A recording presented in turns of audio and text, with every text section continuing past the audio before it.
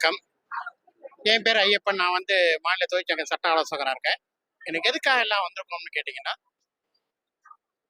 வாழ்வாங்கிகளோட வாழ்ந்து கொண்டிருக்கும், என்றும் மக்கள் மனதில் முதல்வராக இருந்து கொண்டிருக்கும் கேப்டன் அவர்களோட பிறந்த நாளைக்கு தான் இங்கே நம்ம எல்லாருமே கூடியிருக்கோம். ஒரே ஒரு வரியை மட்டும் சொல்லிடுறேன்.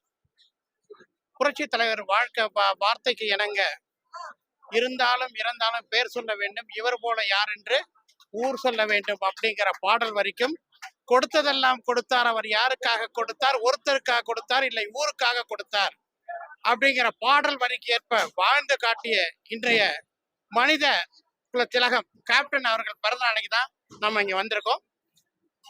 இங்க ஏதாவது கேள்வி கேட்கறதா கேட்கலாம், பதில் சொல்றேன். இத பாக்குறீங்களே, சபரிமலை மாசம் மாதிரிதான். அதாவது சபரிமலையிலையாவது ஒவ்வொரு மாசம் அந்த அந்த அந்த பீரியடுக்கு மட்டும்தான் கூட்டம் இருக்கும். இங்க பாத்தீங்கன்னா எனி டைமும் எப்பவுமே கூட்டம் இருந்துகிட்டே இருக்கு.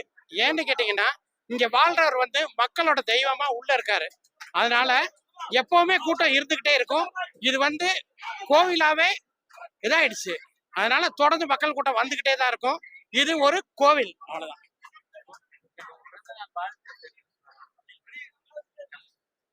நாள்ல உலகமே இப்ப என்னன்னு கேட்டீங்கன்னா, எல்லாருக்கும் வாழ்த்து போட்டுட்டு இருக்காங்க. எல்லாருமே வாழ்த்திட்டு இருக்காங்க. இப்ப பாத்தீங்கன்னா காலையில இருந்து 10,000 பேருக்கு மதியத்துல இருந்து அன்னதானம் ஓடிட்டு இருக்கு. எல்லாருமே வாழ்த்திட்டு இருக்காங்க. நான் மட்டும் வாழ்த்தல, உலகமே வாழ்த்திட்டு இருக்கு. அதோட சேர்ந்து என் அண்ணனுக்கு எனக்கு வாழ்த்த வயதில்லை, போயிட்டு காலையில இருந்து வணங்கி மகிழ்ந்து நல்லபடியா இருக்கு.